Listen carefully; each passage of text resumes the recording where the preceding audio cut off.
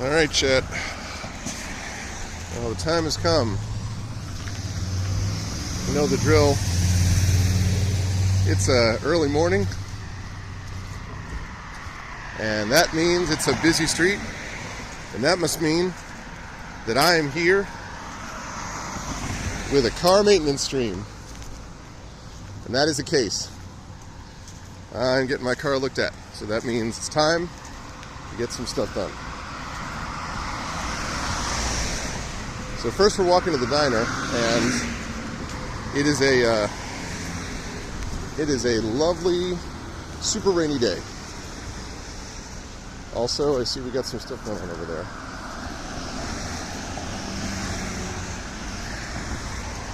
So hang on, it's gonna be a little weird for a minute.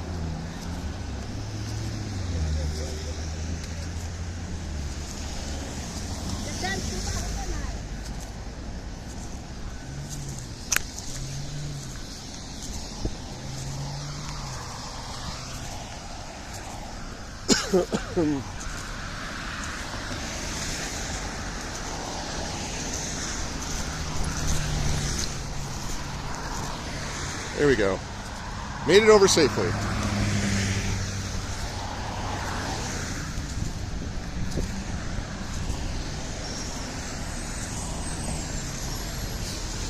some ambulance stuff going on. Hey, what's up, Fury Fire? Slow at work for once. Shall lurk for car working time. Yeah, absolutely. Although I did realize when I put in the title that people might get the idea that what that means is that, like, we actually get to see a car being maintained. And no, it's not what that means. But you know, you can imagine with me my car being worked at as I get ready to drop another fortune on regular maintenance stuff that I had to defer. It's being worked on and I'm chilling. Yeah, that's it, exactly. I'm chilling and getting ready to absorb a money outlay. I mean, there's nothing really, like, all of it, again, like, these are good cars that I have, but, you know, this car is at 106,000 miles and has never had a lot of these particular things done. So, like, it's time for new brakes, because it hasn't had brakes in like 70,000 miles, and like, cars get brakes, so nothing I can do about it. It's not like, you know, stuff breaking down on the regular, but if I don't take care of it now, then we're talking about mega costs. So I have to do it now, but I have to, like, space it out because the other car is going to need it too. So anyway, how you doing, Fury?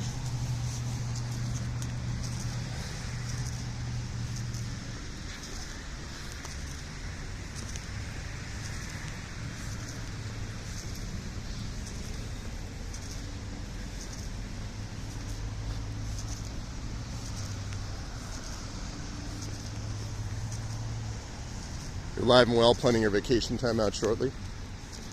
Or slowly, rather. Did you get your tickets for Gen Con yet? Did you get your badge? Right now I'm in the process of tracking down my hotel, because I think I may be able to get some in the block, but I am but a simple panelist, not a member of the organizing committee this year.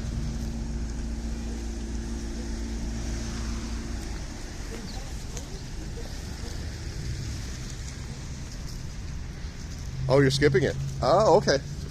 Oh, that's fine. Yeah, I mean, it'll still be there next year, right? All right, hang on a second while I go in here.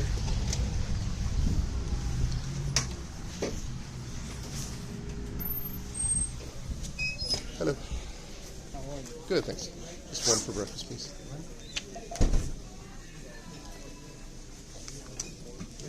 Okay.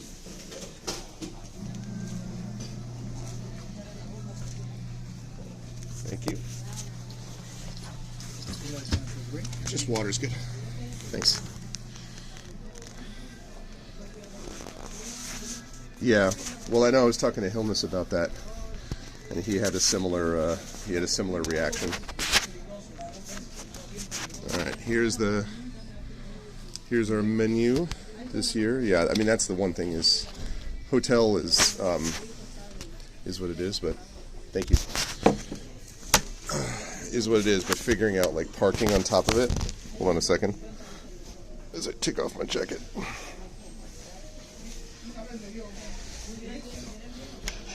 All right, there we go. So, but yeah, it's going to be quite an August. Are they really? Yeah. Well, I mean, they need it. Like I got a 3 o'clock time or whatever. And here, let me figure out what I'm going to get. I think I'm going to get my usual. I usually get this combo one, which I think is the sampler. Yeah, Sherwood sampler, baby. Yep, that's what I'm going to get. Hey, what's up, Rippin? All right, man. What do you want? What do you want, Rippin? Tell me. What do you got? We got some omelets here. We got ham and egg. We got hash and egg, steak and egg. We got a Sherwood omelet that's spinach and tomato. Got the Westport, got protein trio, got some breakfast sandwiches, avocado toast. We got some eggs Benedict. Got some griddles, like pancakes, waffles, French toast. What's your pleasure? Biscuits and gravy always. They just send you a mimosa directly. And then in the back is lunch, but it's breakfast time. How you doing, Rippin? Hope all is well with you and the little one and the fam. But yeah, like the time frame is ridiculous for Gen Con. Like I got a 3 o'clock time, and I was at 3:17. I'm like, well, that'll be useless. And sure enough, zip. By the time we got that, had me at biscuits and gravy. Yeah, biscuits and gravy are very good. Like it's just you can't have a viable system. I know they keep trying to change it, but you can't have a viable system where anybody who gets anything basically after 12:45 is screwed. Like, so. It's just not, they've got to do something. Or they have to move to a city that can handle it accommodation-wise. And I know there's not a lot of options, but, Vegas, LA, maybe Chicago, although they'd have to figure out how to increase, I don't know. I know this is not an easy thing to work on, but still. Yeah, I'm going with that. All right. So hello everybody. Notice my not trimmed, my desperately needs to be trimmed beard. Yeah, it's true. I'm gonna move this like this. There we go.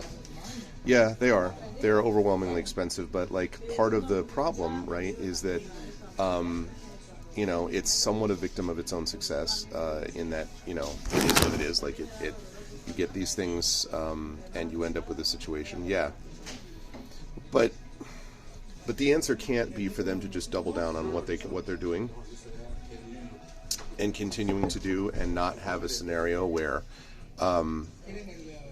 they can accommodate people that are beyond like the first 45 minutes to an hour. Like it just,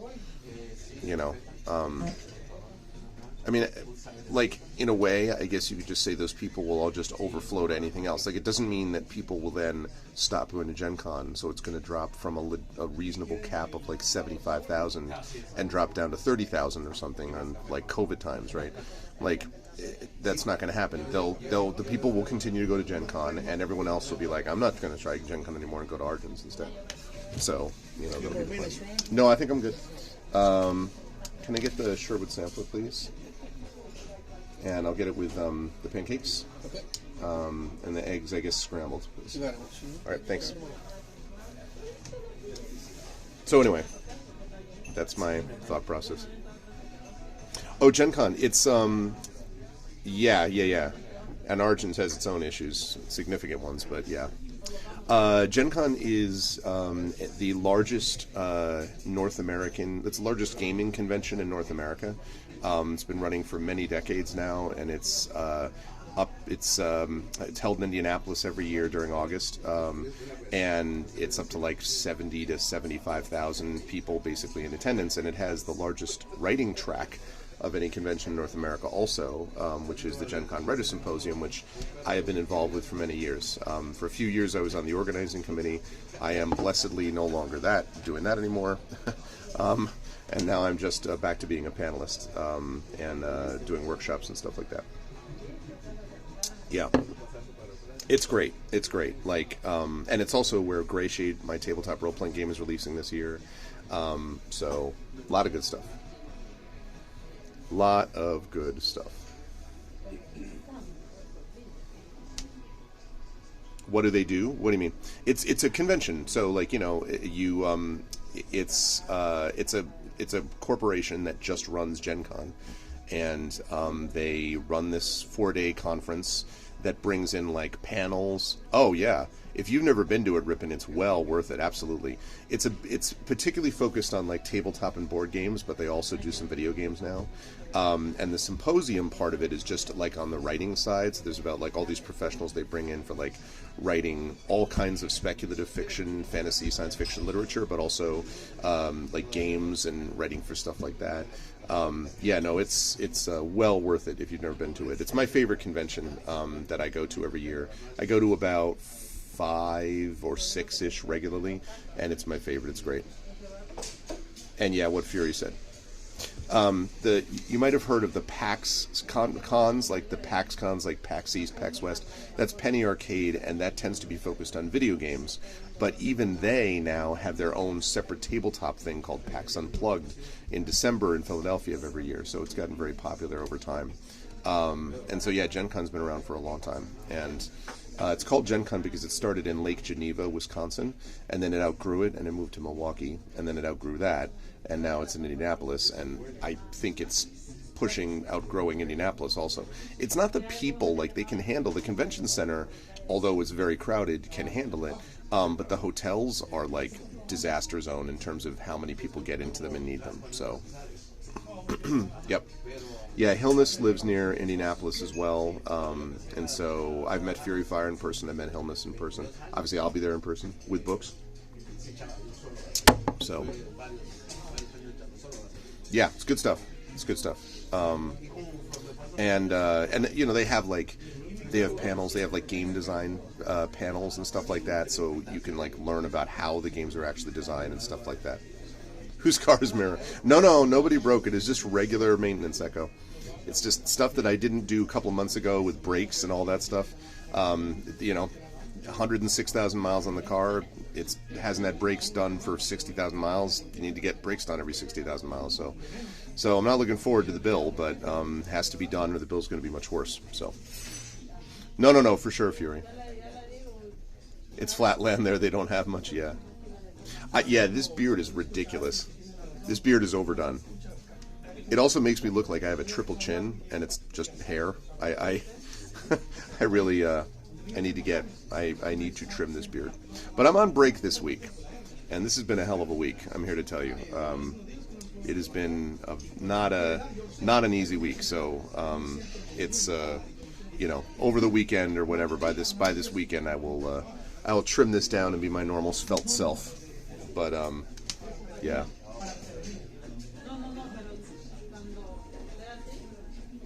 Oh, yeah, it was windy, though, the other night. We actually lost power last night, Echo, for about 2.5 hours. And that's the first time that I've lost power at the house, I think, since I moved in, like, 4 years ago. 4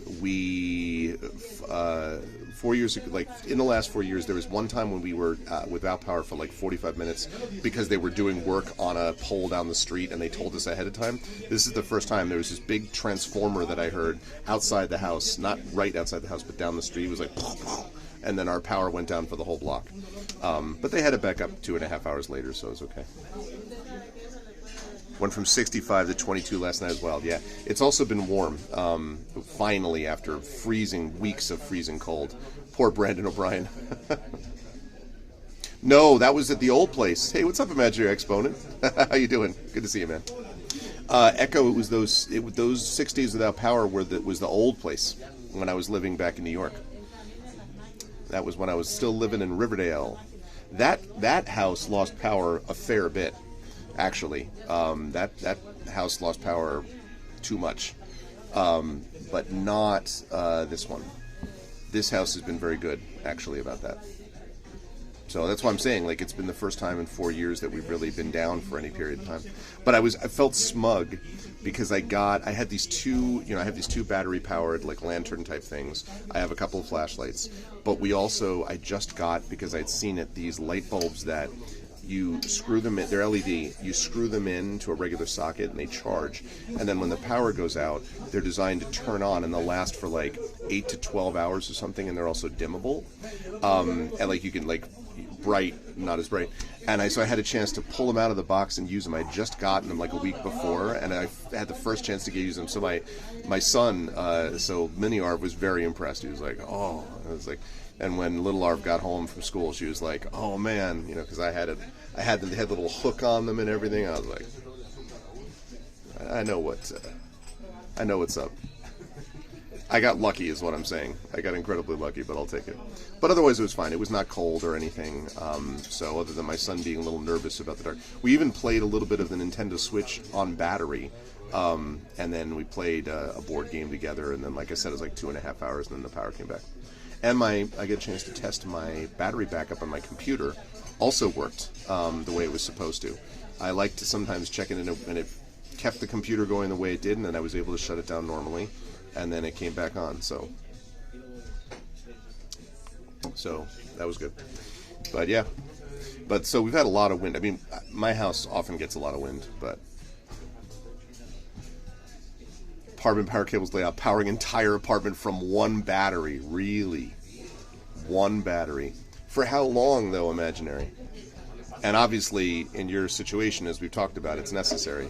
But how long can you keep things going on that one battery?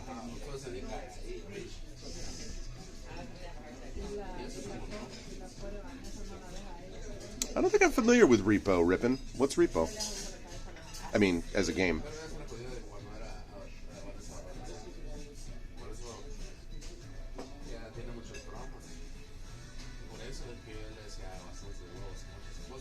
Ooh, wow. No joke. No, unfortunately, Echo, we have a family situation that I'm not at liberty to talk about yet.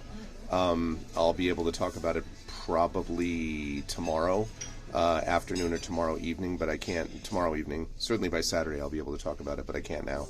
But it's a family loss situation, I'll just say that. And so unfortunately we cannot stream on Saturday. Oh, thanks, man. Thank you, Rippin'. Oh, Lethal Company with a focus on physics. Thanks, Echo. Yeah, it's been a little rough. It's been a little rough, to be honest. But as I say, I'm not at liberty to talk about the details yet. But yeah, so it's been a surreal few days. It really has. Thank you. Thank you so much, Rippin', for the resub. I appreciate it, man. I had never heard of it before. Obviously, I've watched a fair bit of Lethal Company, but I'd never seen Repo. It's a difficult Lethal Company. Lethal Company looks like it's difficult enough, or at least it's trolly enough. That's cool, though. As far as the power, I know exactly what happened in Imaginary Exponent. There was a transformer that must have blown on a power line down the street because I heard this and literally the power in the house was like zoop and then it was down. And when I went outside, like our entire block, both sides, all the houses were out. And I was like, okay. And then fire trucks came by about 5 minutes later, and then there was a power truck that came by like 5 minutes after that, and then they had the thing. Yeah, they had it back up and running. Honestly, conditions were pretty good. It was rainy yesterday and a little windy, but it wasn't crazy windy and it wasn't super cold, so the conditions weren't bad. But they had it up and running like within 2.5 hours. It helps that the mayor of our fair city, who is a convicted felon, the mayor of our fair city lives in my neighborhood, so that helps. Thank you very much. Hey, what's up, Dan? There's an old joke, a normal mayor, yeah. There's an old joke in Canada that you can tell which person voted the wrong way because that's where the snow plow stops before they get to their street. It's got echoes of that here in this particular place. So, all right, here's the meal for today, chat. Feel free to grab some food with me. We've got ourselves bacon, sausage, eggs. I'm not going to have all that now. And Baggy Loiter with a bot, which can I do anything about that? 104 mods for Star Sector. And then I got pancakes. Yeah. This is the Sherwood Sampler. Well, I can't deal with that bot right now, but when and if we get a mod in here. It's very early. I don't obviously stream on Thursday morning at 8 a.m. I'm also usually teaching today, at least during the school year, but I am on spring break, so.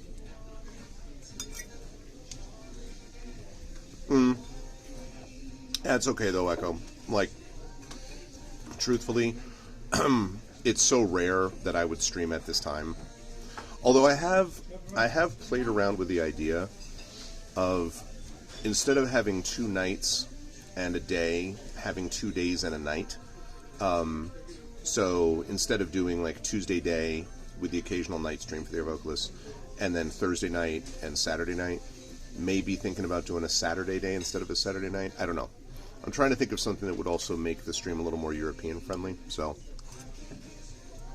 I don't know. Still haven't thought that through yet.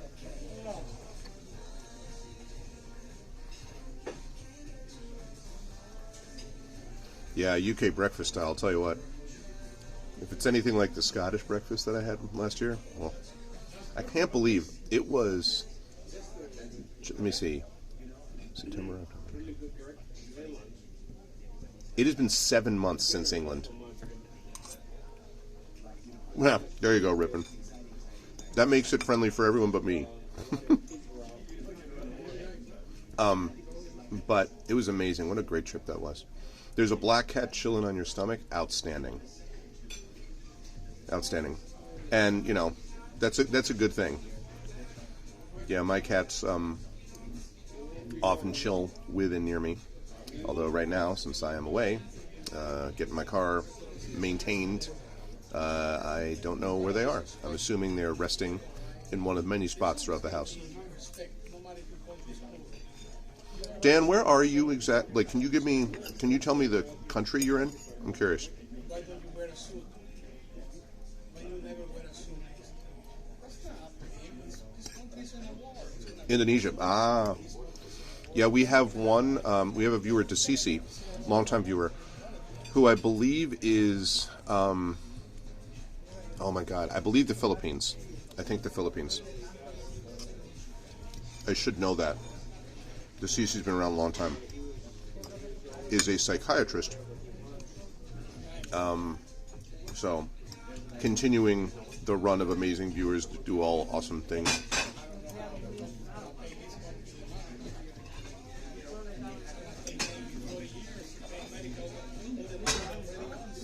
I like that thought, though, that wherever you are looking, you know, so here I am right now in more or less Westport, Connecticut, in this particular place I am, and I'm having breakfast.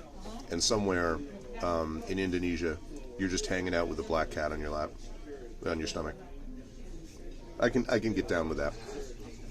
I don't know if you folks ever did this, but I always liked to, when I was younger, and I'd be driving along or walking along with my folks or whatever, and I saw people going by, I was like, what are those people going to do? Like, they're going to go home, and then I would, like, imagine what they were doing, like they're going to go home, and they're going to, like, you know, then they're going to school, or they, like, work at some, and I would just sort of put together in my mind, like, what these things are. It's very cool. Now it's a calico. These are stray cats.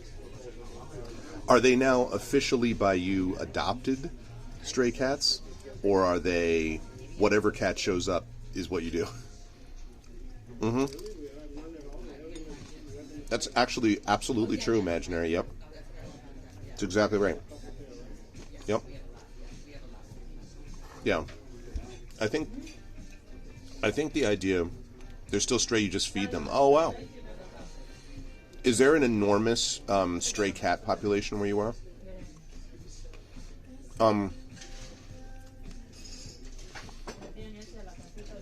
The black cat really wants to be adopted. Clearly, they want to hang out on your stomach. That's the thing about writing, is that you always want to be doing the writing outside of the time you're actually sitting down. Like, later on today, after breakfast, after I chat with you folks a little bit, I got some revision to do on a manuscript while I'm waiting for the car. And like, I've been thinking for the last day, 24 hours at least. I finished grading a set of papers last night, and I was thinking about what I'm going to do in terms of how to handle some of the revision requests and, like, you know, all this stuff. And so I'm always doing that, right? I'm, you know, people who come by, yeah, if I hear conversations, and I tell this to my students too, those conversations are absolutely incredibly valuable for getting a sense of voice and a sense of how interactions feel natural and authentic. And I think there's a misconception sometimes that people are like, okay, so then I'm going to go write.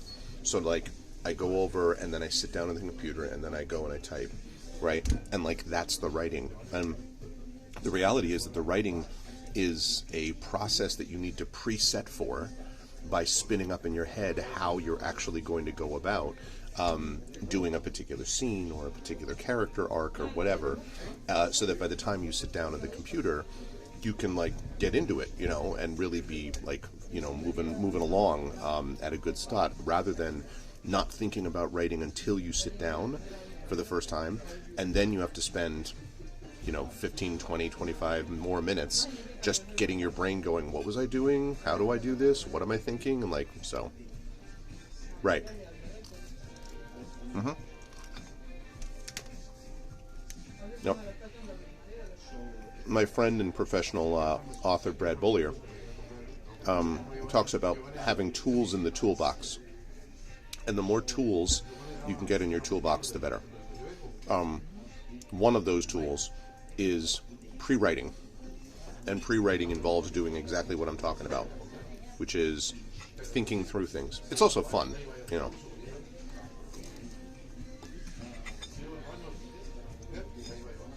Although, caveat, there are times, chat, we have to be careful to make sure you're focusing on the moment where you are. Remember to do that too.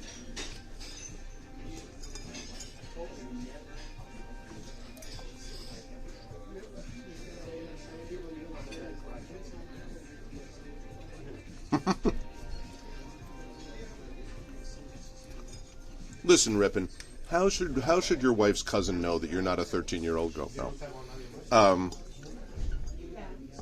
That's funny. But it's actually, I'll say this, Rippin, for anything you're going to do, and that includes business, and I know you've got your own business you got, reading broadly and widely is hugely helpful.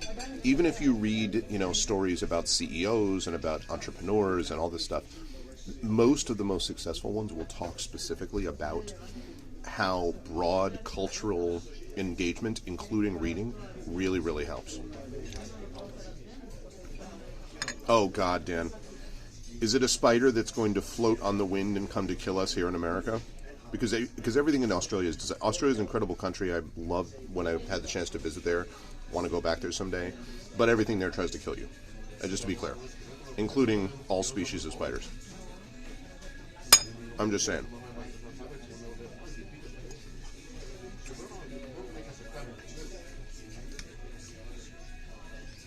If it can be.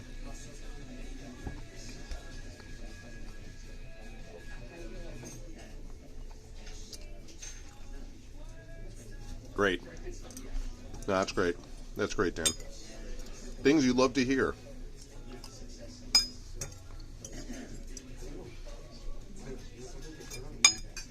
You know what I don't get? Everything in Australia is deadly, right? Why is it the deadly things don't kill each other? Why are they all just killing humans?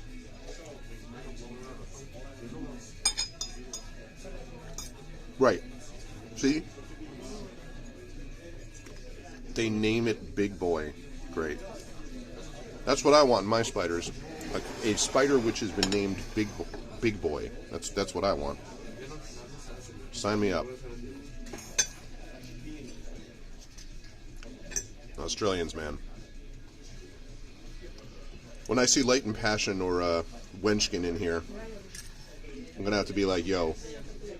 Because you know, the thing is, right, you name it these cute little things, all it does is encourage them or challenge them, right? If you're like, oh, he's cute, he's a big boy, and then the big boy's like, rawr, and you're like, oh, he's cute, he just killed 50 by looking at them. You have to name them what they are. Call them like Death Bug or, you know. Right. I'll have to worry about his active volcanoes. No, hold on, let me see.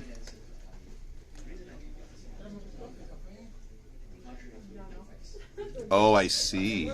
She's challenging you, Rippin'. That's all right. There's worse things to do than be challenged by your books. Whenever you're looking for a particular reputation, for a particular recommendation, make sure that you let me know there, Rippin'. But Imaginary's got it right. It really is. It's the Underdark. Listen, what do they call Australia? The land down under. Land down under, Underdark. I report, you decide, okay?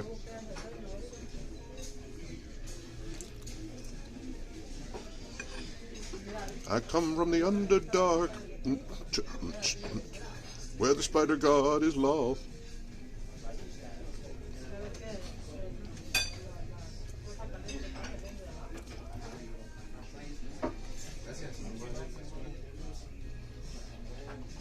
Dristo Erden, originally Drist G'day Erden.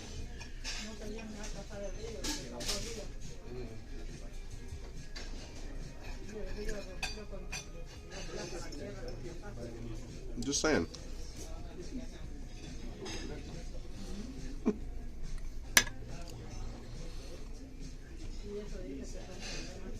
Oh, but now I need to recommend something for her. All right, well, we're talking fiction, right?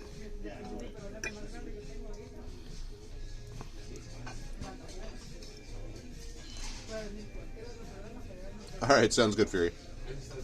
A dark elf. Good night, mate. Sci-fi is what she likes. I got a great one. Send her. Oh, we're going the opposite. Oh. Man, so I have to like send her something that's not good? What's the opposite of sci-fi? Does she need... So, does that mean that she has to send... Okay, so... But it doesn't have to be crappy, right? It can be good, like... If you send her good nonfiction... Good nonfiction would be fine, right?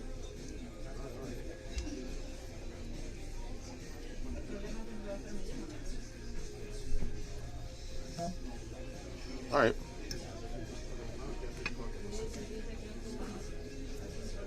I got one. All right, ready? The book is called The Devil in the White City. It is what is known as a narrative nonfiction book that covers the Chicago World's Fair and also covers a serial killer that was operating at the same time.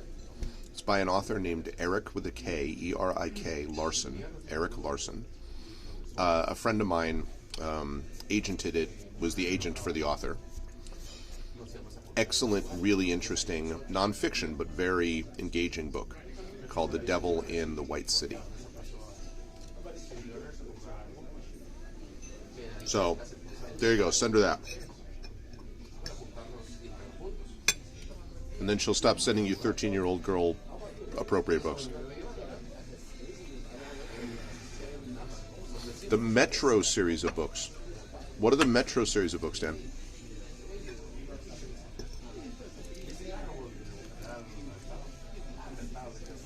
Nothing wrong with that. Actually, nothing wrong with that. Listen, Rippin'. Do you have a son or a daughter? I don't remember.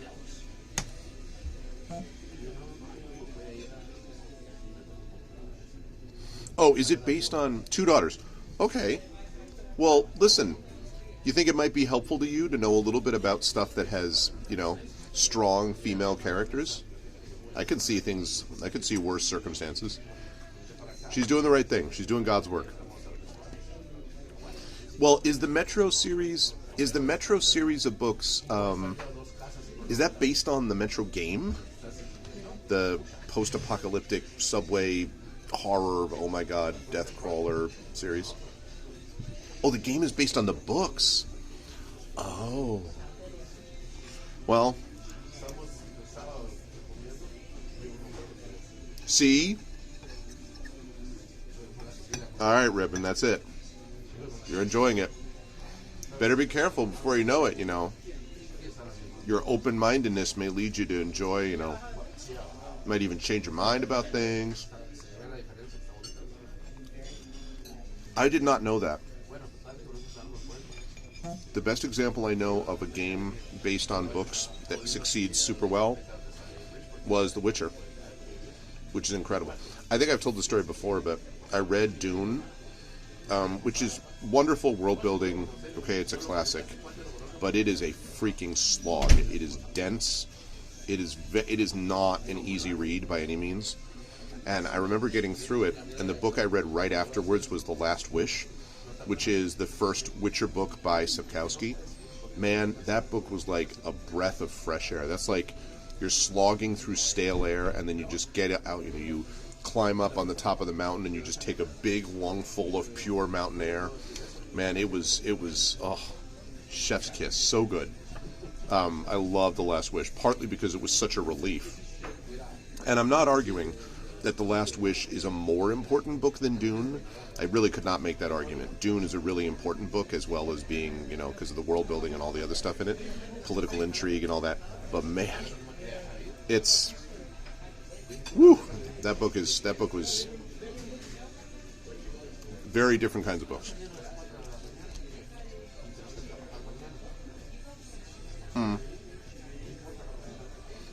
Yeah, I've heard of that.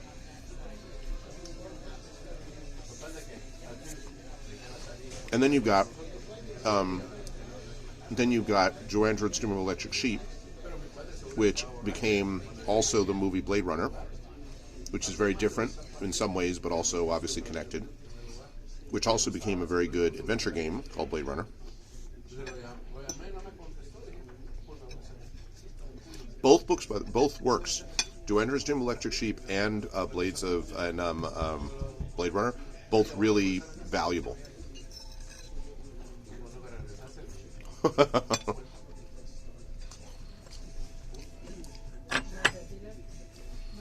Speaking of which, again, my recommendation for Return to Moria, really fun video game. I've been playing it with a friend of mine. I want to be playing it more, but real life has been a thing. So, but I will get back to it with him. I've been really having fun with that game a lot. It's good, isn't it? Really, really good. Listen, any game where you can, like, build up, make progress, and then also sing while you're mining with dwarves. Yeah, I've heard that too. Well, it's, Rippin', if you're playing it solo, I would not play it solo. Solo would be hard. But it's viable with at least two people. Like my friend and I have been playing, we have another friend who joins us sometime, and I've been doing it off stream. It's extremely viable with two. I think solo is rough. I don't think it scales great for one. Great game, though. Really, really enjoying that game a lot. Oh, yeah. Well, no kidding. That's exactly what happens. Then the horde shows up, and you're like, oh, crap. And then you have to go get your corpse, and like, I have 0 friends. Yeah. Heard many good things about Deep Rock Galactic. And I've watched some of it being played. Darksaber plays that a fair bit.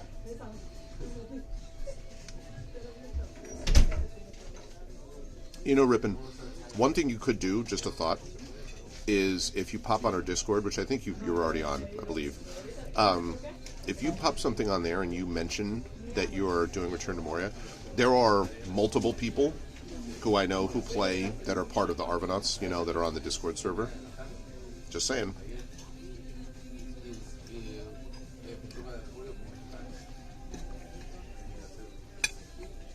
Maybe Imaginary Exponent when not checking out the awesome, the battery that powers the apartment for 12 hours by itself, only half used, would play. Oh, I see. Yeah, if you can get back on there, though. Cat back to chilling. That's cool, Dan. That's a nice thought of the black cat just hanging out.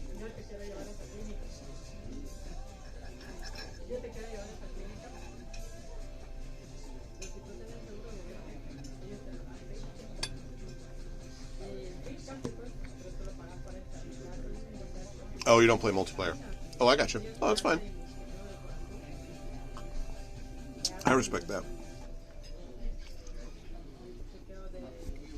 I certainly don't do pickup games, except, I guess, in an MMO context sometimes. But usually it's all people that I know. These people that I play the Moria game with, are people that I've known since graduate school. Which is 22 years ago now. I'm sure there are. Yeah.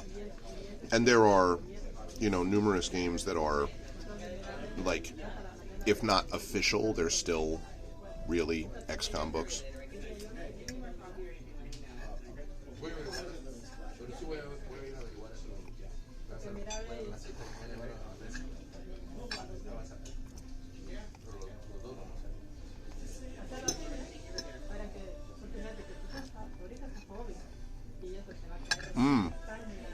I don't think I knew that there were three. I knew that there were one or two. I know, totally different kind of game, but I know a couple people that wrote for Halo. Oh, yeah. Yep.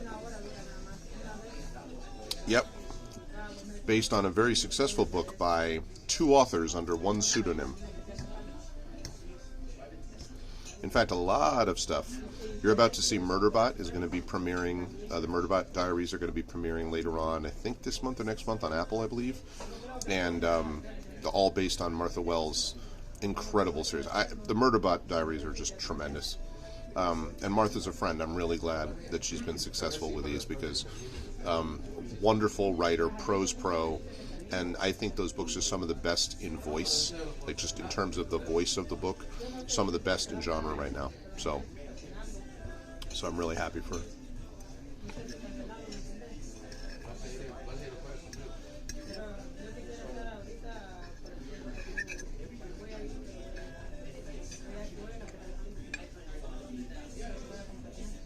The Murderbot books are amazing.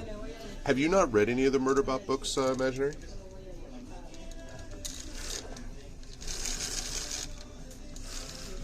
Yep, that's right, Chromie. Oh, man. All right. Picture an incredible badass robot, okay? Android. Picture an incredible badass android which calls itself Murderbot because of things which happened in its past, but which has social anxiety and which really wants to spend its time downloading and watching Netflix serials, romantic serials, and anime. And you have Murderbot. It's an incredible series. It's wonderful sci-fi, on point, interesting political stuff, fascinating world building, great characters. And it's told from the perspective of Murderbot in one of the most compelling individual narratives ever. It as a voice, just in terms of voice, absolutely spectacular. I've taught Murderbot for years, at least 3-4 years now. It's just, the voice is just spectacular. So good. Super engaging, super interesting. And Martha's still rolling with it. I'm only about, I think I've read the first 5 novellas. 4 novellas, might have read 4. And then there's a novel, and then there's more novellas. It's fascinating stuff. And like I say, Martha's a great writer. She's written fantasy and science fiction. But she was, at the same level, and then Murderbot just took off. It's great. Yep. I know it. I played it. Which is interesting, because it's not really my type of game usually, but... yeah, highly recommend the Murderbot Diaries, though. First one is called All Systems Red. Second one is called Network Effect, I think it is, and it's good stuff. rico huele todo esto. Yeah. Highly recommend. And also, they're novellas, so they're short. Bien cargada. They don't take that long to read. No, nunca he ido porque como no tengo seguro, cobran muchísimo dinero por eso. Have not read the Parasite ebook. I think I have heard of that, though, Dan. I remember hearing about that before. Spin-off Mortarbot just based in Middle-earth. Yeah, speaking of something which works pretty well in books and movies, right? And games, mixed. War of Middle-earth was pretty good, or the Two Towers, that whole sequence was pretty good for games. Lord of the Rings Online has some good elements too. Shadow of Mordor was good. I didn't like Shadow of War, which I thought was just like, it just sort of left behind a lot of the lore to me. So, some good, some bad.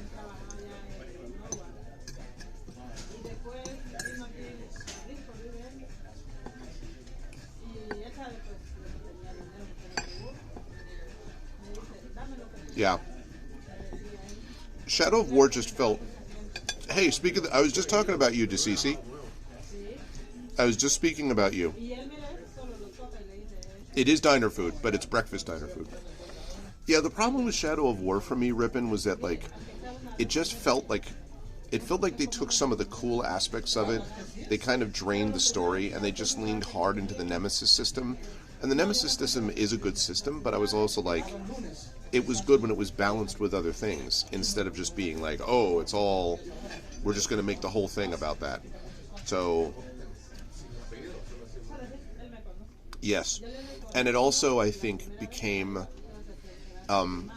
There's this effect that I get when I play procedurally generated stuff. It starts to feel very samey to me. Like I had this experience playing Hellgate London. I had this experience playing way back in the day Dungeon Hack. Anything that's like, oh, it's procedurally generated, so it's always different. It always ends up feeling like I'm looking at a bunch of Legos that have been put together in different ways, but using the same Lego sets. And like, it just started to feel that way with me a little bit also.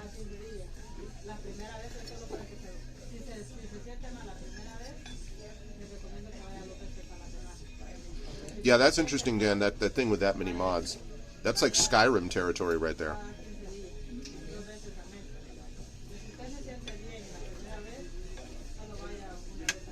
Mm-hmm. Totally ripping. Yes. That's right. And you have some crossovers, like, visual novels. Oh, because we were talking about... because Dan is from Indonesia, and I was talking about people that I knew that were in either Southeast Asia or in other portions of the world, that this time is more friendly to time-wise than a lot of the times I usually stream. DeCeCe, you were in the Philippines, right? You're in the Philippines, I think? I want to make sure that's right. I believe that's right. Please tell me that's right. Is that right? Imagine, I'm going to come back to that game point in a minute. God damn it. Oh, Malaysia. Sorry, I knew, I was like, not the Philippines, Malaysia. I knew it was a major, I knew it was that, just not, Hey, Scosi. I'm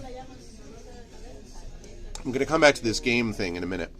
But I did get right that DeCeCe is a psychologist who does that work, so I was right about that. I was just wrong about the country. Sorry, Malaysia. Burning it into my brain. So Andor, I bounced off of Andor, and it's nothing having to do with Andor. This is the same reason I bounced off of Rogue One.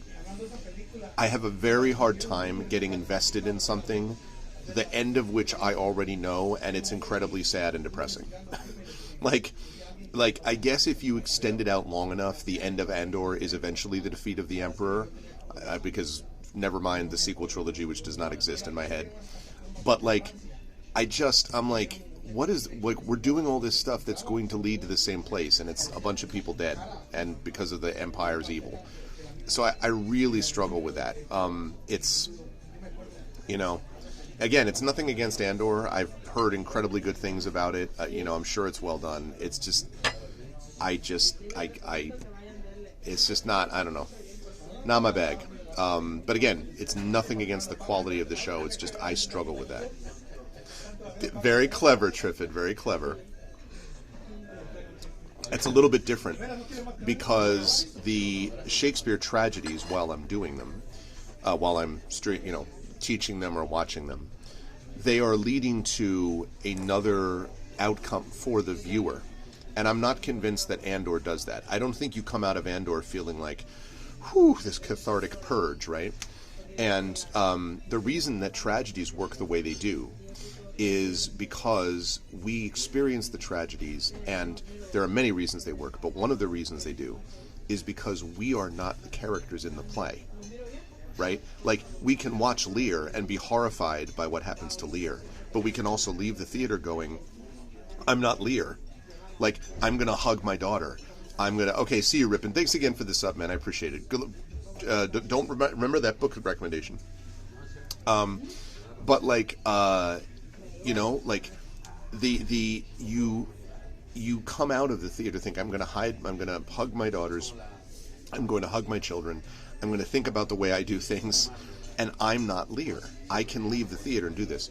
In the case of Andor, I don't get that experience. I don't come out of it feeling like, uplifted. It's just, it sucks. Like, I don't mean the thing sucks, I mean like what happens sucks. It's too bleak for me. So it's a little bit different, but it is clever. You bought a food item was missing what made it unique to the speller. Gold item were just the missing parts. I think just the part. I would say the parts to CC, unless the thing. If you were not supposed to assemble it in the first place, then it should be the whole item. But if you need to assemble the item and all you need are the parts, then parts would be fine. To go back to the point that was made by Imaginary Exponent about this thing, games should offer many choices, but a book doesn't offer any, and yet each can exist based on another. I think that's actually, I do a workshop on this. I think that's partially because the best of them actually help each other. The best books take a dynamism from the games that they are based on or that they are informed by. There's a dynamic experience so that the reader reading it thinks this could have gone a different way. Like, if you write a book in which the reader knows from the beginning exactly what's going to happen all the way to the end, that's not likely to succeed. If you write a book in which it feels as if there are multiple choices that the characters could have taken, that ends up being a much more dynamic and engaging book generally. And on the game side, it's helpful to be able to understand what makes a good set piece in especially tabletop play. It helps to understand, and in role-playing, computer role-playing games too, it helps to be able to understand what exactly the discipline of a narrative, and not just be like, woo! Because it used to be the case that any good video game story, anytime someone was like, oh, this is a really good video game story, was an okay regular story, like not video game story. Now, I think that gap is closed significantly, partly because you have so many people writing for both genres, both mediums. But yeah, that's one way to think about it, that each of them can gain something from the other, I think.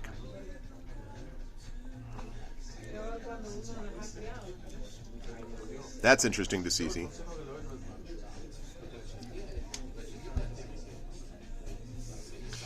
Yeah, I literally teach a workshop at Gen Con, and I've done it elsewhere too, on game mastering for the author and writing for the game master.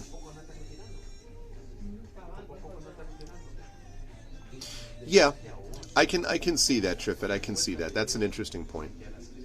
And I do think that you can have stories that are not hopeful for the people within them, but are hopeful for the people without them, like outside of them, to do the work of resistance. I just need to, personally for myself, I need to feel like there's a chance that something will go in a different direction. And if you had a work like Andor, where I didn't know the ending, that, what you're explaining, that experience, would click for me, even if bad things happened, if I knew there was the prospect of hope. The fact that I know, excuse me, that the end of this is the destruction of Alderaan and like everybody dies, and then yes, eventually we figure out how to destroy the Death Star, I guess. Like, I might have a different feeling about it. But instead, this is how I feel about The Mandalorian. The Mandalorian has a very different thing, obviously, but it has a lot of dark moments too. But those are moments that don't lead me to feel like I know where it's going, because I don't totally know. So even if the tone is darker, there's the possibility of hope. I don't know that Andor gives me that possibility of hope. And again, this is in no way a commentary on the quality of the work. I want to emphasize that again. Supposedly very, very good. For me, it doesn't, unless there's a grace note. I mean, listen, I wrote a whole trilogy about an assassin who kills in the name of his god, and people die around him, and I mean, like, it's not, that trilogy is not exactly, beach read, right? Like, it's dark, but there's a grace note of hope. I personally can't write without that, some grace note of hope, and so that's the only thing. Nothing against its quality. Whoops. There we go.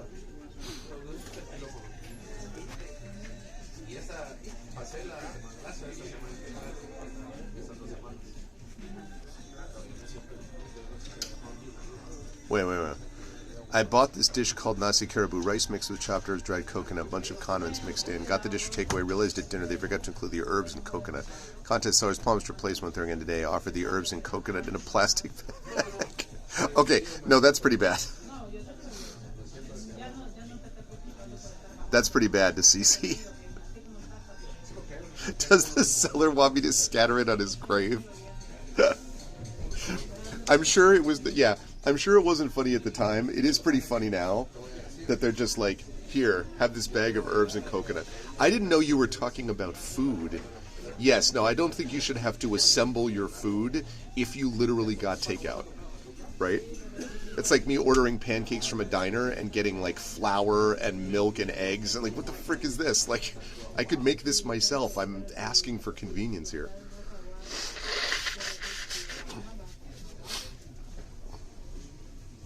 I think you should have just said, do you want me to scatter this on your grave? And then just blinked at them.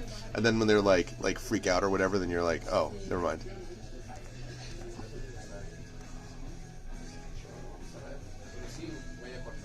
Yeah,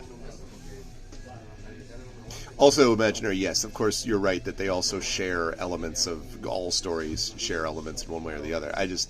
That cracked me up.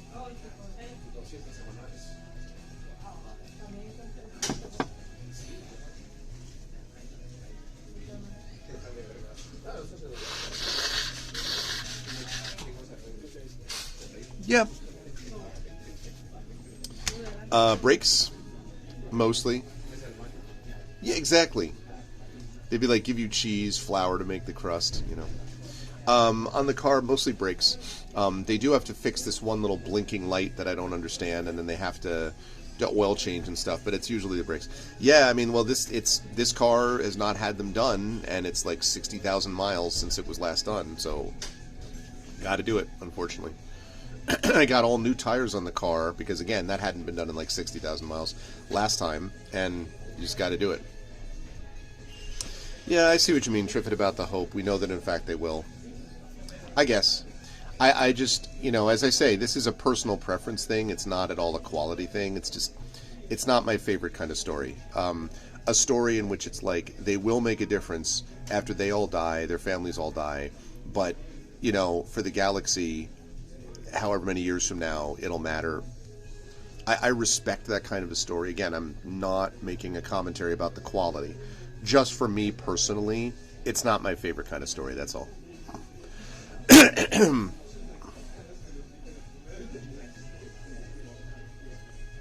Stall to the city council, it's a roadside stall. Oh, it's a roadside stall. Oh, man. It's an illegal roadside stall.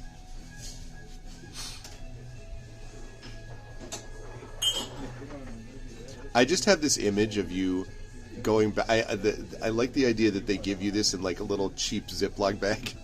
They're like, here, have this coconut.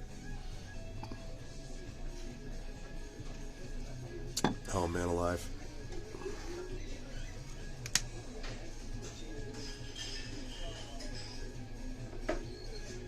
Yeah, I mean, you know.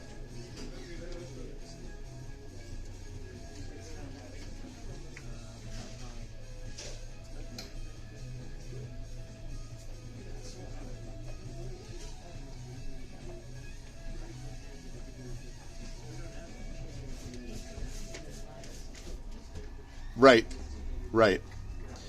So, funny story. When I was a freshman in high school, and I was having a little bit of a tough time. Well, the funny part is not the amount of that I got bullied in at that time. About a 2 to 3 year period, it was very bad. But this, we had just moved to this new place in Canton, Connecticut, where I grew up, and so this person left in our mailbox this bag of like green herbs, and so my mom panicked and like drove it to the police station. Was like, this was put in my mailbox, and these people are bullying my son. And the police were like, "Ma'am, this is a bag of oregano." Like, it was not marijuana. It was oregano. I mean, again, the bullying was awful and traumatic, and I'm still working through it. The oregano, though, was funny. Hi. Can I just get a box for this, please? Thank you very much. Just check whenever you get a chance. It's always the oregano. It's very funny. In retrospect, it was funny. My mother still did not find it funny, to be clear. Like, they told her that. My mom was like, well, why would they leave that? What were they trying to do to him? I was like...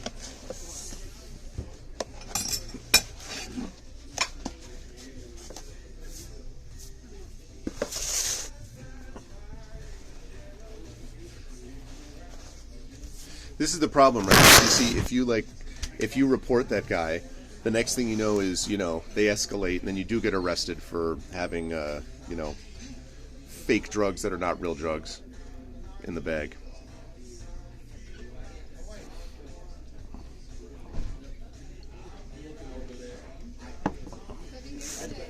You'll be deaf before 35. What happened?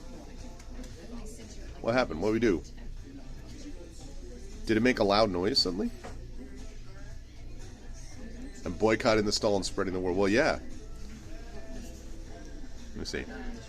Many years ago, friends decided to make a game. We gathered one evening. They shared the idea to make a point-click quest-based to the King's Dark Tower. Give her 5 no skills name besides programming. Dream big. Yeah. Oh, it made a really loud static noise? Oh, sorry. I did not know. All right, Dan, you're on your way home. Good to see you. Thanks. Sorry about that. I didn't know that. I went the other way. I actually made out of the sorcery game books. I tried to program basically the sorcery game book in 1980, whatever, in BASIC into, and literally I ran out of room in the program. Like, my basic skills were not nearly good enough to be able to do this long term. I wonder if somewhere I still have the cassette tape that I held it on, but I was trying. Back in the days when I had lots of time and not a lot of knowledge about things, but yeah. Oh, your mom has some leftover oh, nice. That's what I'm talking about. Yeah. I kept running into, like, they were just like, you just can't hold enough program memory, and I don't remember why this time. Thank you. You'll have to learn somehow. Yes, we do.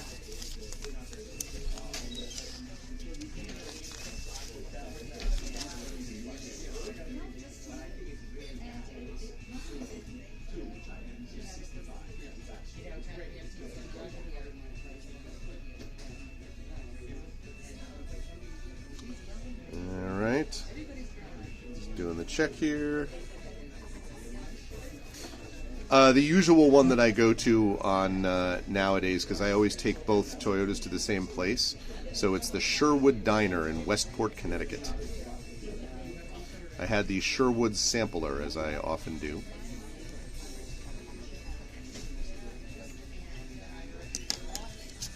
That's right.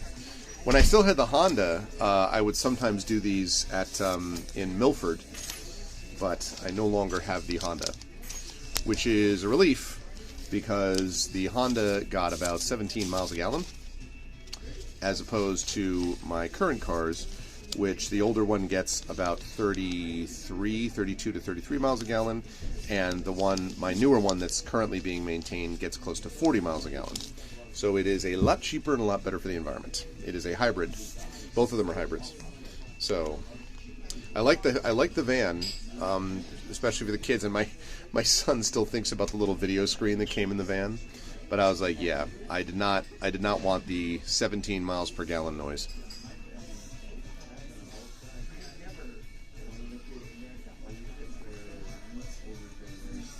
Hybrids seem to be the future. Oh, absolutely. I would like to get an all-electric car. Like whenever we get to the point where we run out, like these cars finally, give up the ghost. I plan to hold on to them as long as I can. But whenever that eventually happens, I want to get an electric car. But still, it's about whether or not the infrastructure's there, and it's not quite yet in terms of charging and like charging stations and stuff. And the fact that a lot of the charging stations are currently run by a guy who runs with Belon Blusk. So. All right, Chad, so you want to hear the ARV's, oh my God, I can't believe this is happening of the day. A week from tomorrow, little Arv takes her driver's test. A week from tomorrow, my daughter may have a license. And I'm not doing that because she's a bad driver. She'll be a very good driver. I'm doing that because I'm like, how did this happen? Like, this child that I remember holding up as a baby, in front of this dogwood tree in our backyard at the place where we live now. And now she's 17. And she's going to do that. Oh, and tomorrow she's going to be part of an interview because she's applying to she wants to be poet laureate of the area that we live in, Connecticut.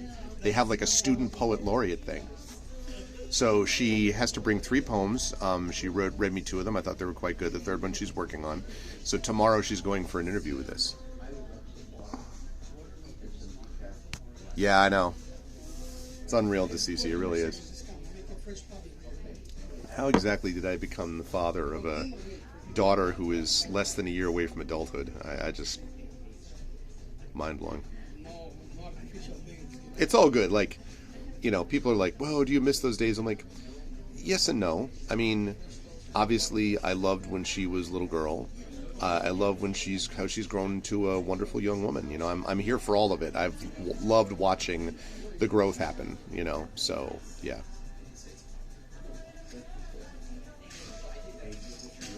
Well, I think, DeCeCe, I think in your case you might agree with this. It's because you feel more confident and professional about what you do.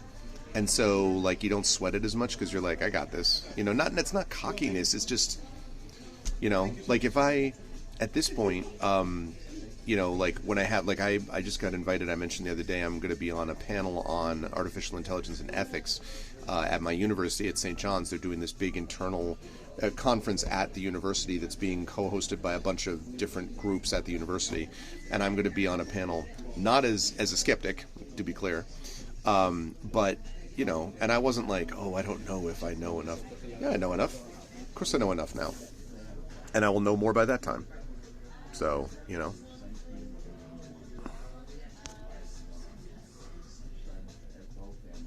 Imagine paying for driving lessons. No, Dan. Or have a driving test. I have 3 daughters all graduating within 2 weeks. One with their master's, one with bachelor's, one from high school. Wow, Scosi, congratulations.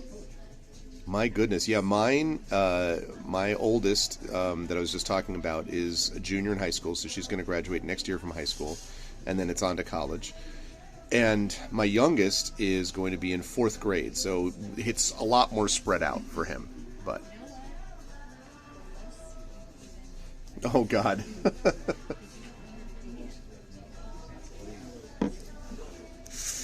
I'm just thinking about my son riding a motorbike. I'm like, I don't... I don't know. Oh God, but they do that here though. They do that here. You have people that are taking these like electric, these like electric assist bikes, and those are cool. But man, those freaking things freaking book, and so you have these kids like 11-year-olds booking along at like 20 miles an hour, and I'm like, I don't know. And we're not doing it on dirt paths here. They're doing it on actual like, not highways but back roads though. And I'm like driving along and suddenly, EV bike. Like, I don't know, man.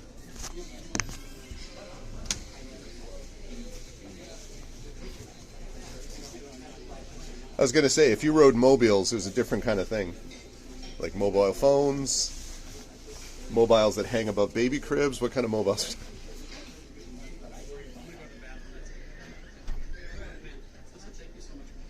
No, I hadn't heard that to CC. Oh, that's awful.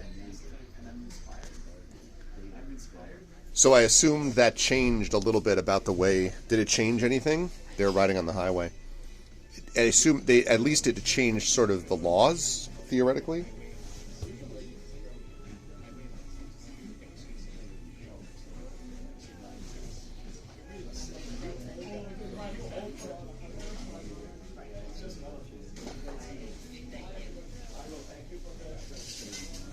Ugh.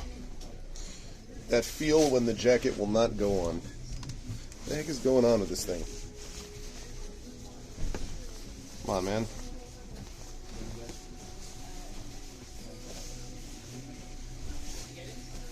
There we go. Law change in Malaysia.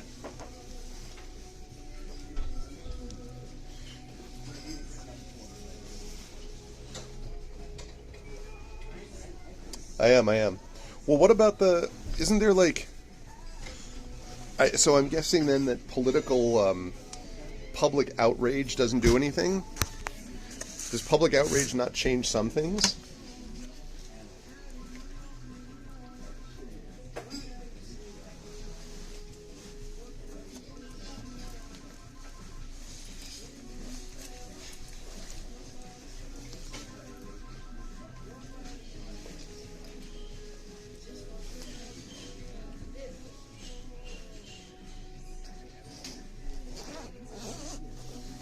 No, I remember you talking about that.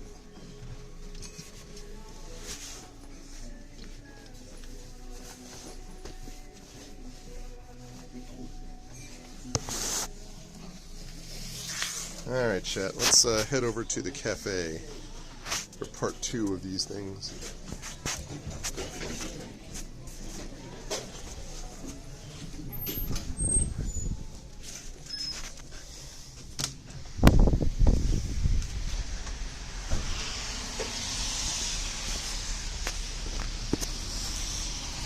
All right. It is a sunshiny day.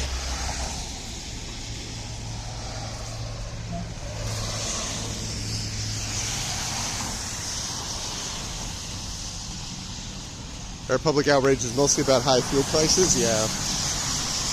That's part of the problem, is getting people outraged about the right stuff. In America, it was this stupid focus on things like the price of eggs. It's wet. It's a little rainy. It was very foggy this morning. Fog is starting to burn off, but it's still overcast. This actually feels like, here, I'll show you for a minute. That air up there, that sky, that is very much like Seattle weather most of the time.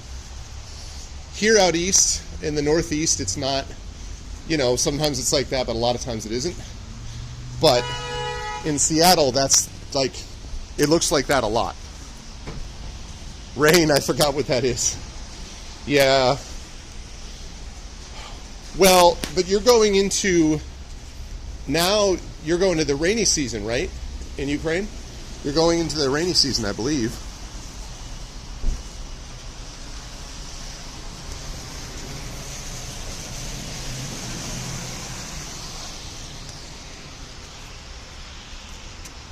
There aren't any rainy seasons. Oh, because of climate change. I see. Yeah. Oh man. So, like, is this time more rainy than not? Or more rainy than usual? I shouldn't say than usual. More rainy than the rest of the year, or is there none of it at all? 5 rains a year. Oh. Wow, yeah, no. We did have a period of time in the fall for about a month which was very dry. Like unusually dry. But then then it dampened up and it was fine. But again, climate change,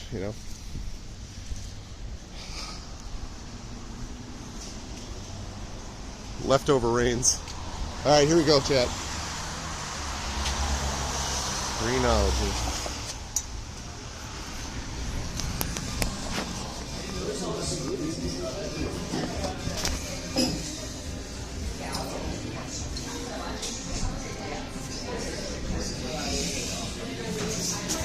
Hello, how are you?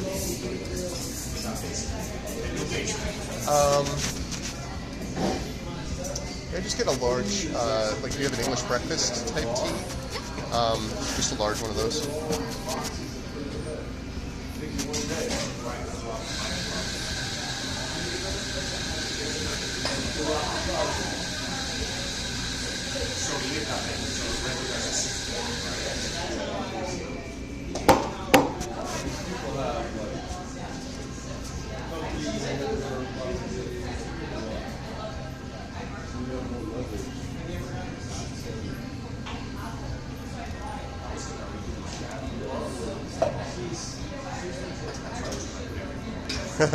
Not double breakfast, to Cece, no. Just tea.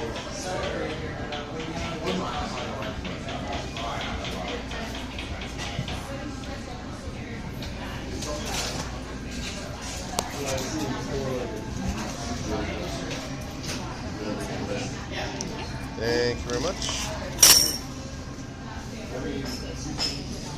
Yes, I can resist the pastries. I just had pancakes. I can resist the pastries with ease. I just had one. Only in our modern culture could we think of pancakes as breakfast and not dessert.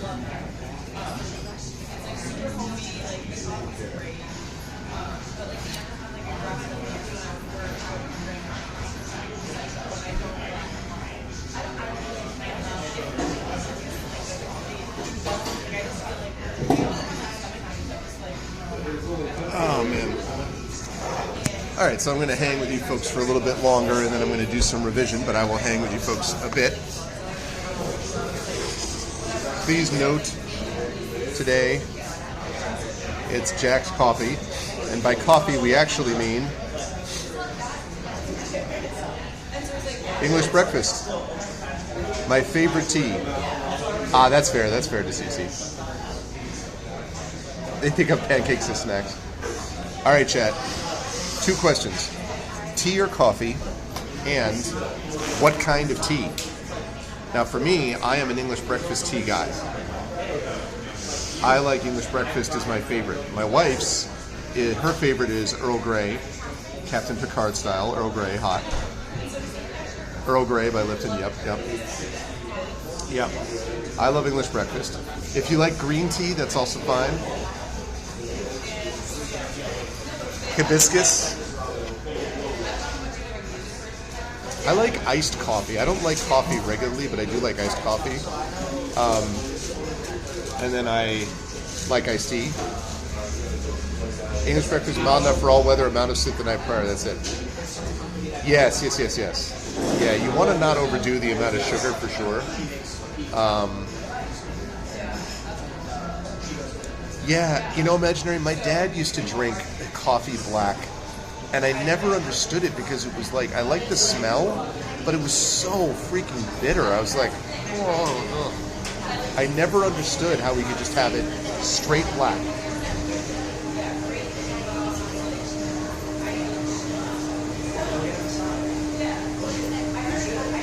Really, DCC?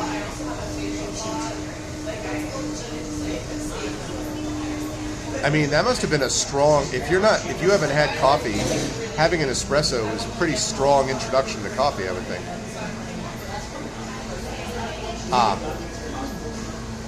Well, I mean, my dad was not a man of luxurious tastes. This was like Friendly's coffee, which is like a chain. For me, tea, like, and coffee, even if I were to have it, is about little sugar and a little milk or half and half. Yeah.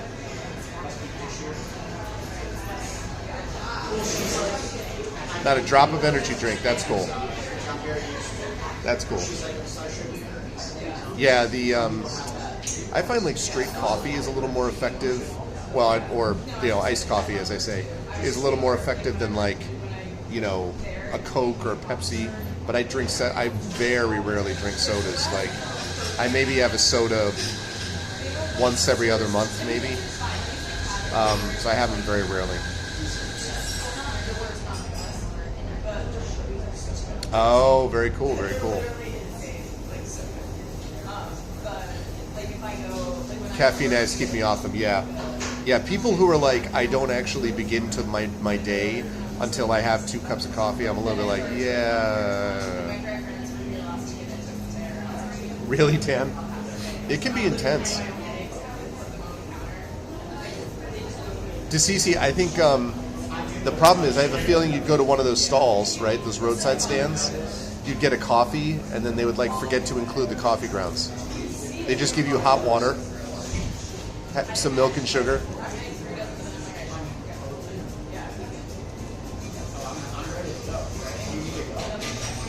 And then then you have to go back and like throw a bag of coconut in their face. Be like, take this. Give me my goddamn coffee. I'll take the coffee in a baggie. No, right, they have to assemble it. They like give you like, milk, sugar. They would give you a bunch of powder and they'd say that it's dehydrated water. And you're like, what do I add? And they're like, water.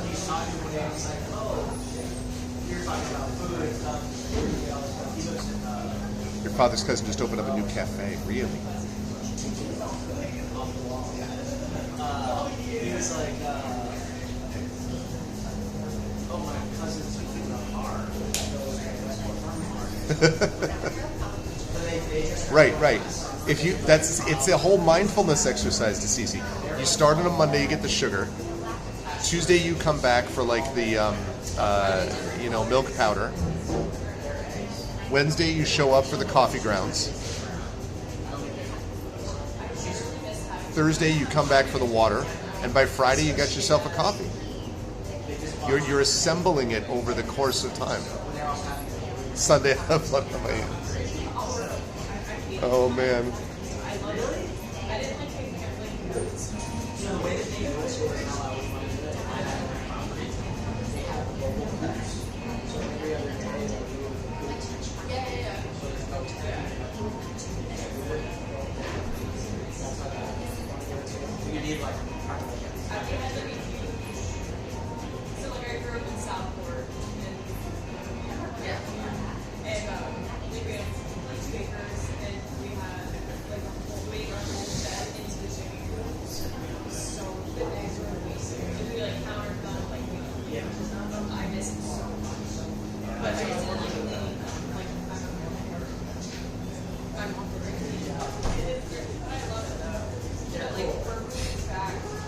I slept well after that espresso in Florence. Yeah, I'll bet you did.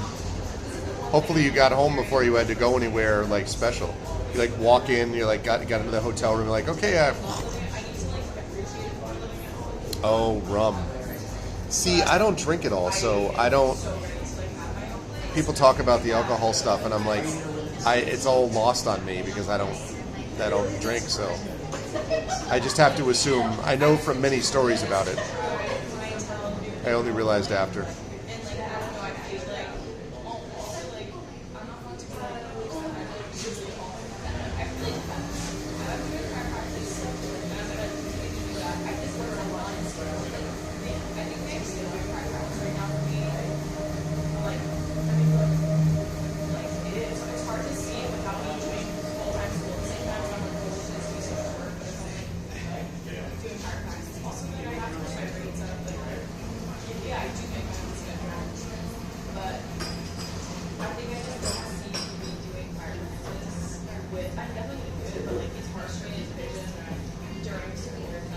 Oh my God. Wait, Dan, this is a current situation right now? Right now you have this infected left leg, really? Yeah, great. Deceased, you're like, oh yeah, this is delicious. Why do I feel woozy? Why are there two of you?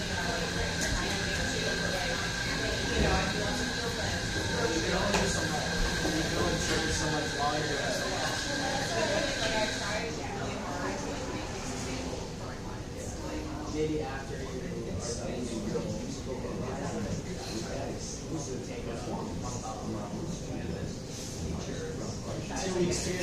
Oh, 3 months ago. All right, all right. I was going to say, if you've been talking to me this whole time and you're like, yeah, I've got an infected left leg, I'd be like, how about you immediately go treat it and stop talking to me? Okay, good. As long as it's healed. How did this happen again? You slept while riding your motorcycle, bumped a sidewalk, and you yourself to a sewage line. Oh my God.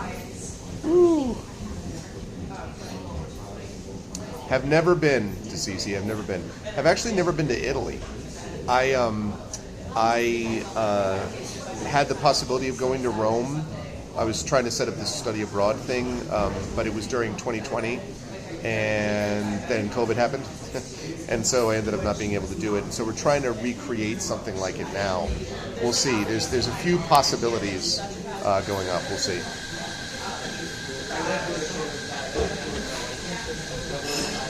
Can't stand the damp smell. Yeah, I mean, I modeled, obviously, a lot of what I did over Renaissance Venice, so. Well, look at things the same ever again. I wish I had that when I was Yeah, I mean, the sewage situation is bad. Did you know it was a sewage line, though, that you hit, Dan, at the time? I'm guessing not. Oh, okay. Jeez. Just another day. I'm going to, I will be right back. I'm going to put the tea bag out.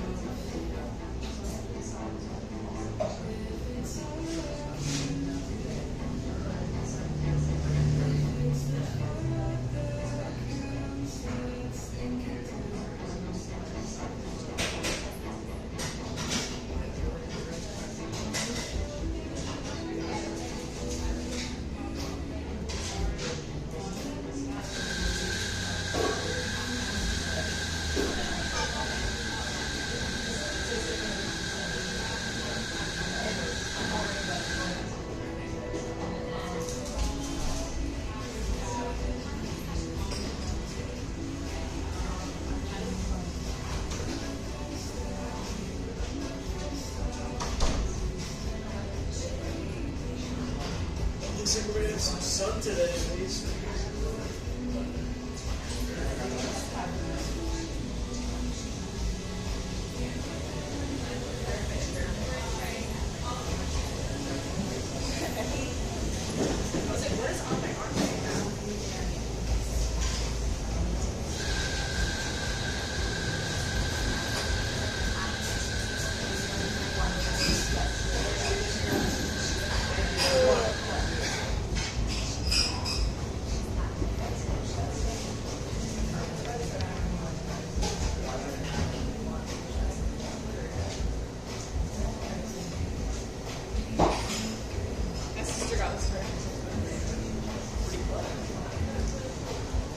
Okay.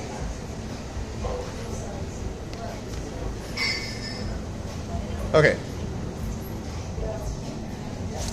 So this is the classic. The tea's a little big for the cup. It's looking good, but that is full.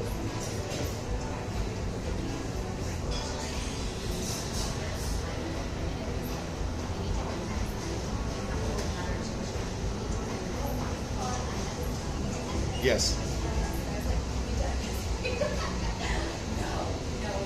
I find there are people sometimes that I think that they put tea bags in these things, and I have my leftover pancake right there, but they leave the tea bag in there, and to me it just overbrews. Like if I don't drink the tea, first of all, I'm not gonna like pound a full tea, right? Like I put that thing away in 2 minutes. Like it's hot for one thing. You have to drink it slowly or whatever. So it takes me a while to drink it. So by the time I actually finish drinking it, like like it's way overbrewed if I just leave the tea bag in there.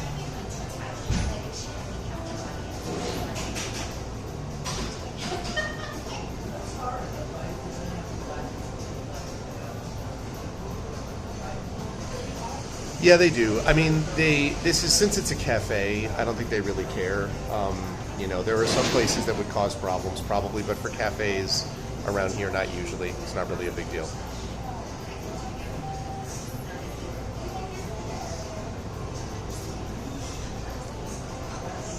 So yeah. So how are we doing? Closing in on 10. All right, that's good. Life hacks. All right, another couple minutes, and then I got to do some revision. I got to do some writing. It's been fun though. Tonight we are finishing up Crypt. Well, I shouldn't say finishing up. Let me rephrase. Tonight we are continuing Cryptmaster. We're not going to finish it up tonight, but we are going to be moving on to level 4. I think we're going to do a lot of level 4 tonight, and my understanding is that level 5 is very short, and level 5 is the last level. So my guess is that we're probably going to have Cryptmaster done in about 3 more sessions, after which we're going to go on to Expeditions Rome, and when that's done, then we're moving on to Dragonlance, the gold box game, so it'll be a good time. Yeah, that's true, Imaginary, that's true. I mean, and it's one of those things where sometimes you want to brew it a little bit stronger.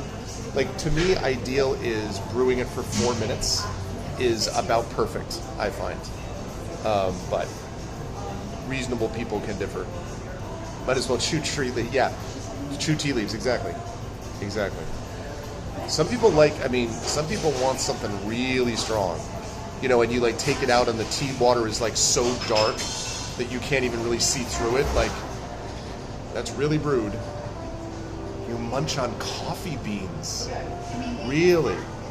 I've heard of chocolate-covered coffee beans.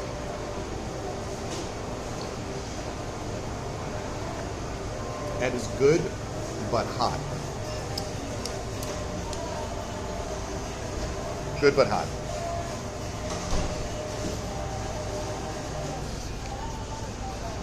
All right, chat, question.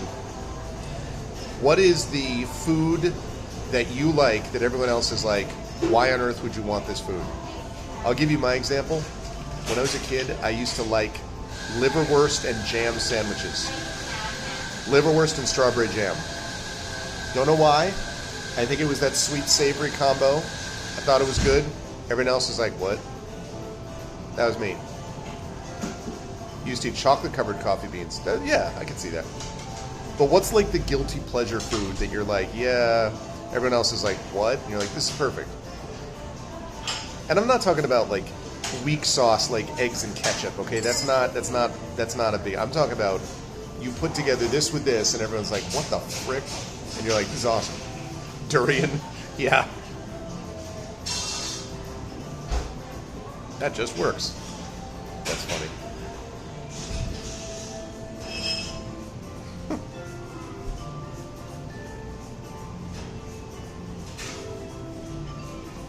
Yeah.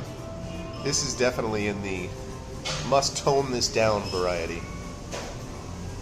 Jalapeno and peanut butter sandwiches. PB&J is too sweet. I can respect that. See, that's exactly the category I'm talking about, Trippin. Super spicy chips. I used to mix mustard and mayo. I can see that. Yeah. When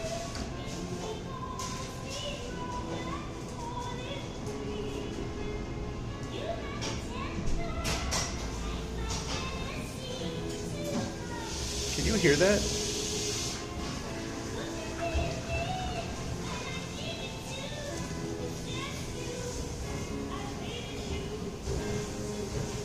hell is this?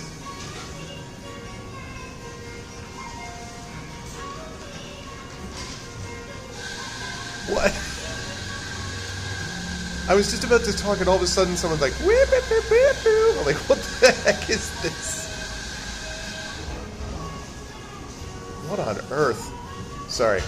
Anyway, so when Brandon was visiting for the storytelling event, Brandon had me get Indian, and he's like, I agree, Echo, very appalling. He's like, I want to see if something's going to work in terms of spice. You need to get me some spice. For this Trini boy. He's like, for this Trini guy, you need to get me some spice.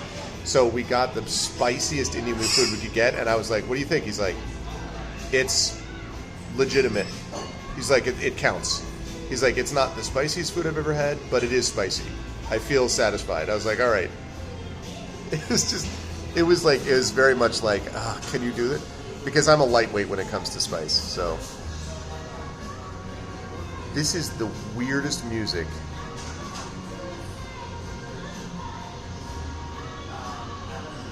It's like a Muzak.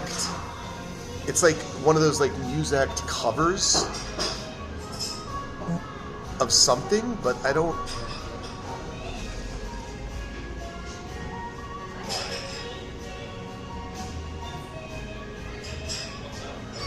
I need to ask my daughter if she knows. She'd probably be like, well, yeah, Dad, Gen Z loves this song. I'd be like, oh, of course they do. My bad.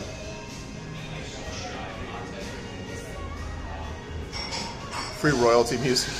Yeah, it could be. I don't know. I was like, this is a new one on me. Oh, God. You know what, Imaginary? That's not completely impossible. It would be staggering. No kidding, Deceasy. How many coffees do I have to get to make them stop playing this? Oh my God.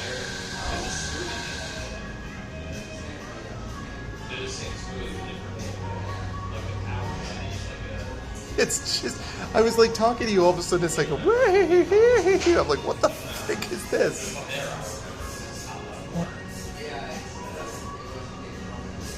Whack it hard with a baseball bat. Probably would be needed. That's so funny. I'm kind of marveling. Would you like it in a baggie? Oh man, that baggie, that is a funny story, Deceasy. That is very funny. They give you the coconut in a baggie. Here you go. Here's the herbs and coconut. And also you said it was the next day, right? So it's like, okay, fortunately you saved the first part according to this theory. Yeah.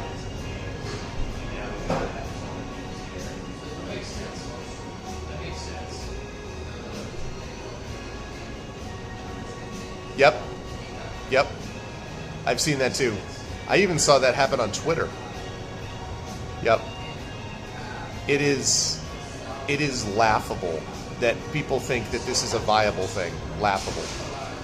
And you know, like in my AI ethics committee that I'm doing, it's sort of trying to help people come to their own understanding of why this isn't going to function. But like this one guy, yeah, exactly. I know, DeCeCe, I know. That's why I'm saying none of it made any sense. But I was like, the thing that got me about the is trying to bring people to this understanding of the AI stuff. This one person was talking about like, well, you know, you really have to make these adjustments to your syllabus and this adjustment and this thing and this thing. And at a certain point, I'm like, why do we have to make our classes safe for Gen AI? Like, why do we have to do that? Why don't we just not have Gen AI? Like, I know that's radical. How about we just not use that? You know? But I had my first set of papers that I went through, and I only found one, maybe two, that were definitively AI generated, which is not bad. It's too many, obviously, but one too many or 1.5 too many. But it shows that the word has gone out, and instead of having like 4 or 5 in a set, now you have 1.5 or 2 in a set. So some of them don't, Imaginary, you know what I mean? Some of them don't.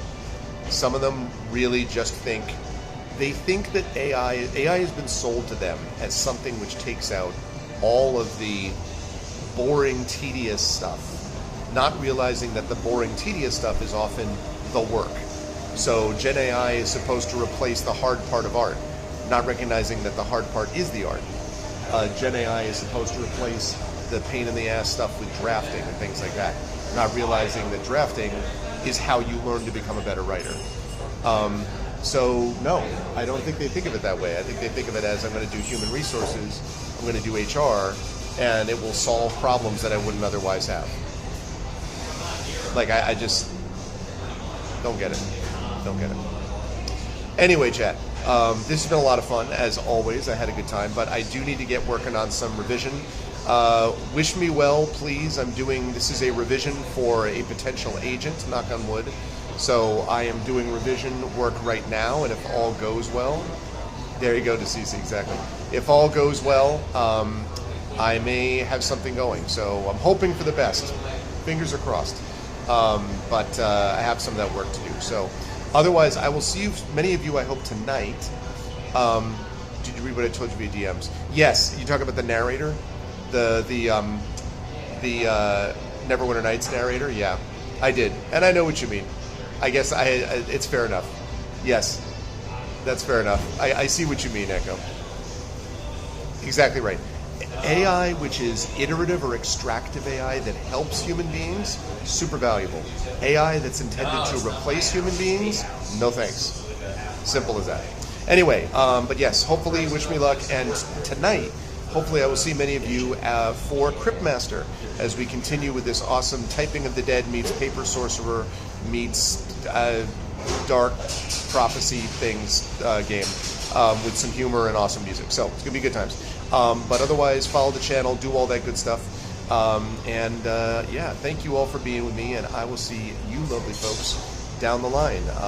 Thanks, everyone. Spread the word. Good to see you all. Bye-bye. Be safe, everyone. Be good.